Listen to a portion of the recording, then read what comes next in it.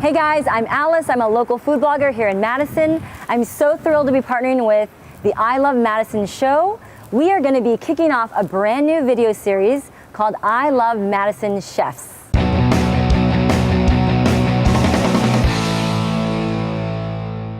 Today we have the great honor of sitting down with Chef Dan Fox.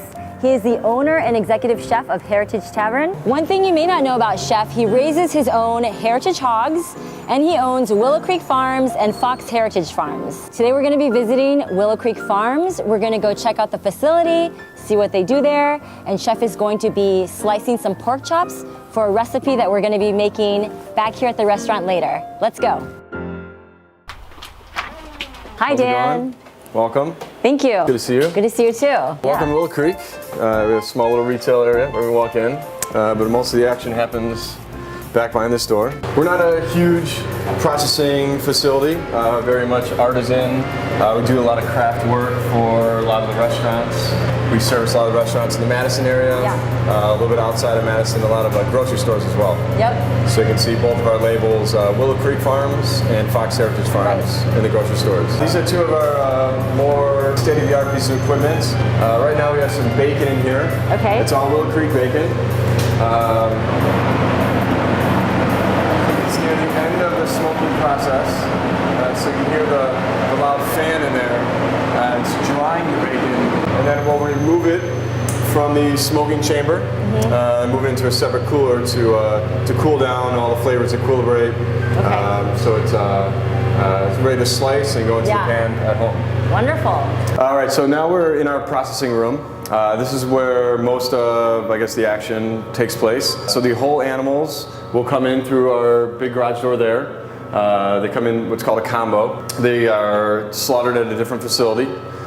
From here we break them down into pork bellies, pork chops, hams, anything that will be processed into the final product. We do sell a lot of whole muscle, but on top of that, especially coming from the chef perspective, I'm really working on new recipes. We're holding the Willow Creek recipes tried and true. One really fantastic recipe that I wanted to show you, we have our Boneless Loin. This comes out of the back of the animal, or the back of the loin. Front of the loin, that's where all your pork chops are. The front of the loin goes into the shoulder. This cut we use for a few different things, but mainly for our Schnitzel at the restaurants. It's a great cut to pound out and pan fry. So we're gonna cut this into little medallions. Just thin slices. You can see the intermuscular marbling. I will remove just some of this exterior fat. And we don't throw anything away. Everything will go into sausage. We'll render fat out for lard. But it's a really nice high quality fat, so it'd be a shame to throw anything away. So we'll pop these in between two sheets of plastic. And then we're gonna pound these nice and thin. Kind of breaks down the muscle tissue a little bit. And then we're gonna end up putting a marinade on these.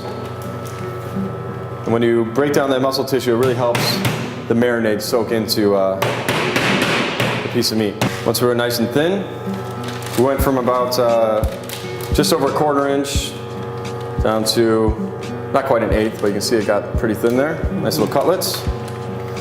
Put these into a vac bag. And we have some bay leaf,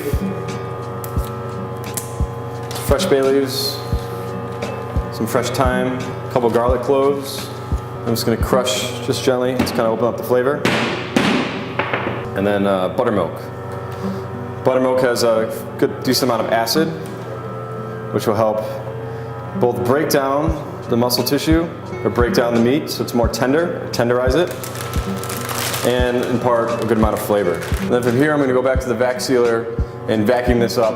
So once it removes all the air out, it really helps suck in all the flavors of the bay, the thyme, the garlic, and the buttermilk. So we have everything marinated and flavors combining in the bag. Typically we'll let this sit for at least 6 to 24 hours. And this is exactly the way that we'll send it to our restaurant, Heritage Tavern. And at the restaurant, the guys open it up and we'll go through the whole process there as far as pan searing these guys.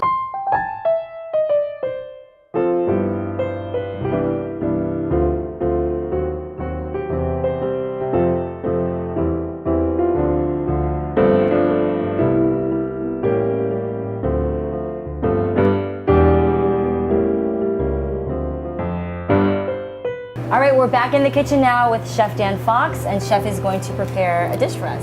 Yep, it's our one of our house favorites, our pork schnitzel.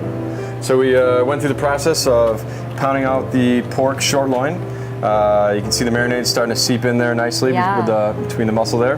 That pounding really helps tenderize it. That buttermilk's helping marinate in, flavor and tenderize the meats. Fresh thyme, bay leaf, and garlic cloves. So we're going to pop the bag open.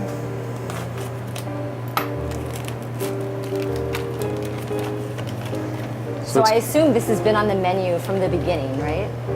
Yes, the schnitzel is it's been on since pretty much day one. Okay. We will change it up a little bit as far as we always pair it with one of our artisan sausages. Mm-hmm. So seasonally we'll change up the sausage. Season this with salt on both sides. Go into breadcrumbs. And in the breadcrumbs, we do have a little bit of black pepper. Okay. It's already there. Or traditionally, we would just season black pepper right on the piece of meat. All right, so we get a nice healthy coat on both sides. And these are just general breadcrumbs. Mm-hmm. The only seasoning is the black pepper. You could do panko, but I kind of like it stays nice and pliable or kind of flexible, more a gentle pan sear, instead of like forming a really hard crust like panko would. Okay. So we have a cast iron skillet. I love using cast iron skillets in the restaurants. Mm-hmm. I got really nice even heat distribution. Canola oil, nice neutral oil to sear in. We have medium-high heat. Good amount of sizzle. And you want to put it in away from you, right? Yep, you always want to dance it in, so in case any of the splatter comes up, it splashes away. And by the time it sears on both sides, it's pretty much going to be cooked. Okay. So to accompany this dish, we have a non-stick pan. We have our house-made Schnitzel. It's a sour cream Schnitzel. Okay. So it's a lot more rich than your traditional Schnitzel, just made with flour, egg, and water.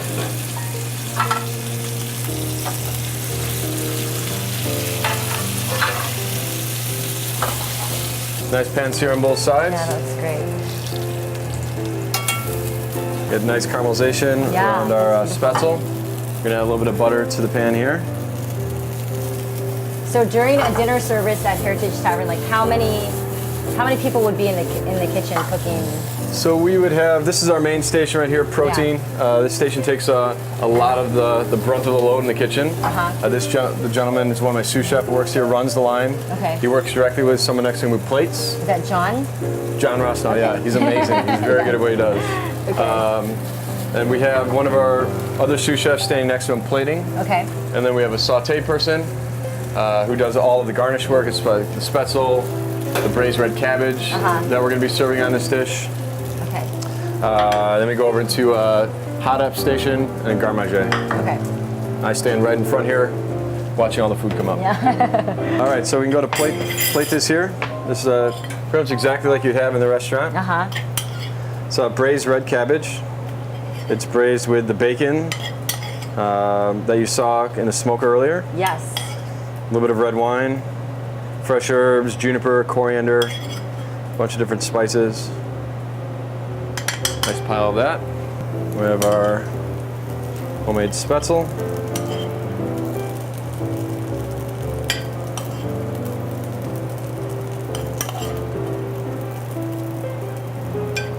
See it kind of souffles up a little bit, gets kind of nice, light and fluffy. One of our sausages right now in season, we have a Boudin Blanc. Boudin Blanc is a classic Alsatian sausage. Okay. It's pretty much the best offerings off someone's farm during the holidays. Okay. They stuff inside of a sausage and give it away as gifts in all sauce. So having an Alsatian background, we have a little bit of truffle in there. It's a chicken and pork sausage.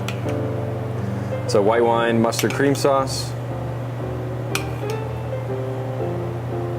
And to finish it off, we have our Schnitzel, of course.